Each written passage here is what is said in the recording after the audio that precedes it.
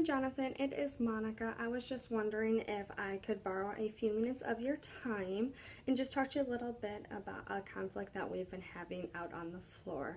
I know that you're very busy and you have a lot of things going on, but I felt that this discussion needs to be done with somebody in a management position, and maybe you can help me find a way to resolve this lack of communication that we are having.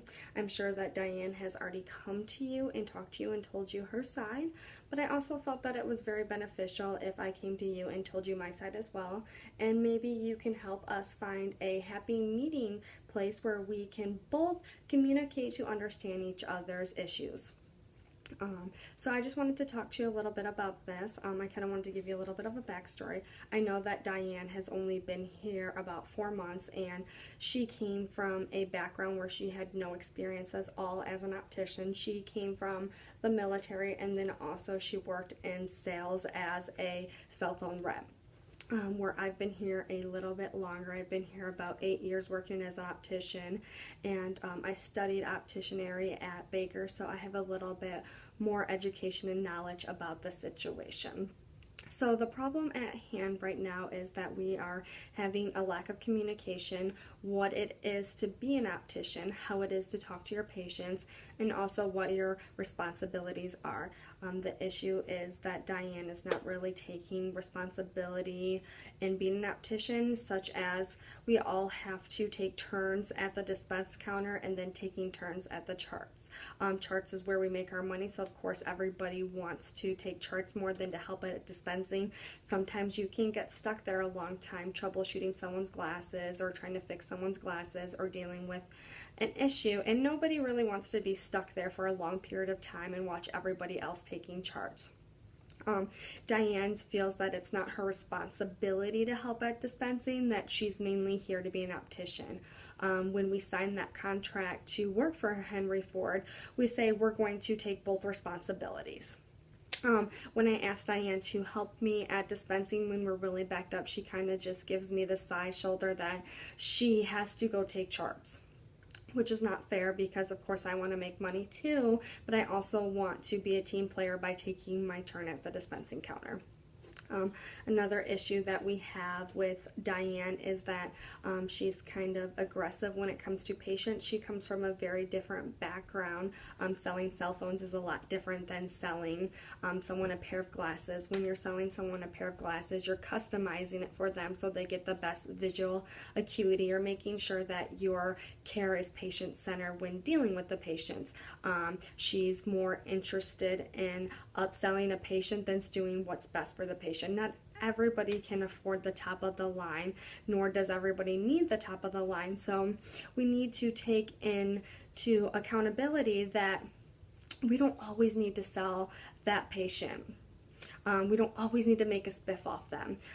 Sometimes I've seen that customers say that she's overwhelming them or she's being a little bit aggressive. So of course I want to be a diffuser, being a lead. I want to go over there. I want to make sure the patient is satisfied and that she's not overly aggressive with them. When I do go over there, she gets very defensive. She feels as if I'm belittling her. So I don't really know the proper way to communicate with her. Another issue with communication that I'm having with her is that she's very passive. She kind of says whatever she feels like saying and doesn't really worry about how that makes another person feel. I heard her overly talking to a patient, telling her that she wears too much makeup and the glasses that she's picking out is going to hide that so she doesn't have to put that much makeup on. As a patient or even as a person, I would feel very upset about that, and when the patient responded that that was kind of rude, she kind of laughed it off and said that was a joke. This is not only an issue that we're having with her talking to patients like this, but we also have an issue with her talking to other employees or peers about just being negative and passive, and when somebody responds she kind of just laughs and jokes it off, but really she's not taking into account how a person really feels. I know that Diane has a very different background than most people here.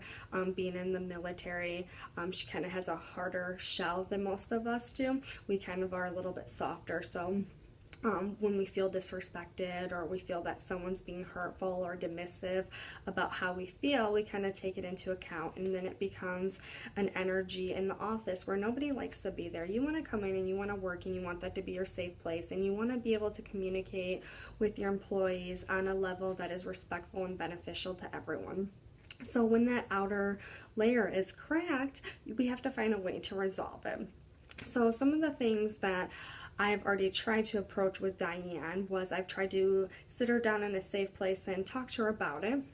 When we did do that, she kind of felt like she was being the victim, and she kind of pointed the finger back around at not only me but other employees. I've also had another manager, Leslie, try to talk to her about the situation, and she just kind of said the same thing, that we were all being very rude to her and belittling her. So then the last approach it was, I kind of took a piece of paper and I wrote out how I felt and what I felt like the situation was and how we could try to communicate, and she kind of took that and backlashed it to that I was not communicating the right way. So what I was hoping from you in this situation is that if we were able to find a safe place somewhere that's a little informal, I was thinking the Serenity Room, where we could really talk things over. I really want to listen and I want to communicate with her. I want to communicate to understand and not to respond. I want to let her know that I really appreciate her as an employee, but I also want her to understand what her responsibilities as an optician are. I want to encourage her that teamwork is something that we take very fond of in Henry Ford, and if we all work together, everybody can be successful. We don't have to be out for ourselves. We can be out for everybody. So even though you might want to go and take that chart and you might want to make that money, but if you help out your team, that is also very rewarding as well. I want to praise her when she does good. I want to let her know that, hey, you're doing really good at your job and keep trying. I want to let her know that I'm also here to help her if she ever needs help. I don't ever want her to feel that I'm belittling her or making her feel uncomfortable. I want this to be a safe workplace for everybody. So if we're able to come together and communicate in a manner that is beneficial for everyone, I feel like you would be the great person for grounds. Jonathan, I feel like that you could be a mediator that could help her understand my point of view and maybe help me understand her point of view, and maybe we can find a middle ground for communicating. Maybe I'm not communicating in a way that she's understanding it, and maybe I'm communicating in a way that she feels is belittling her. So I feel like if we bring you in and you're able to help us find a way to meet in the middle and communicate, I feel like this would be the best resolution for it, because I want her to come into work and I want her to be able to work in an environment where she feels happy, not that she's a victim. And I want to come into work and I want everyone working together. I want everyone to be teammates. I don't want to feel like anybody's having someone else's responsibility thrown on her. So I feel like if we just take a few steps and take things back, don't let things arise to this conflict level again, kind of nip them in the butt before it happens, and we can talk it out and figure a way that works for everybody, I feel like this would be the best way to resolve the conflict with Diane, with the miscommunication that's going on in the office. And I just really want to take the time and do this in order to make it a safe workplace for everyone.